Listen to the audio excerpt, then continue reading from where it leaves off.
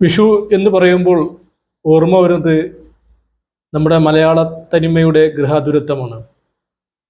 വിഷുവിൻ്റെ ആ ഗൃഹാതുരത്വം നഷ്ടപ്പെട്ടോ എന്നാണ് ഇന്ന് കാണുന്ന വിഷുവിൽ നിന്ന് ഓർമ്മകൾ. എന്തായാലും മലയാളത്തിൻ്റെ സന്തോഷത്തിൻ്റെ ദിനമായ വിഷു ദിന ആശംസകൾ എൻ്റെ മാന്യ പ്രേക്ഷകർക്ക്.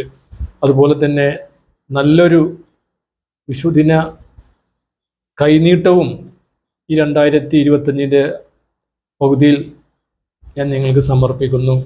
സന്തോഷത്തിൻ്റെയും സമാധാനത്തിൻ്റെയും ഒരു പുതിയ ലോകത്ത് ഒരു പുതിയ മനുഷ്യനായി നമുക്ക് ഒത്തൊരുമിച്ച് ജീവിക്കാം.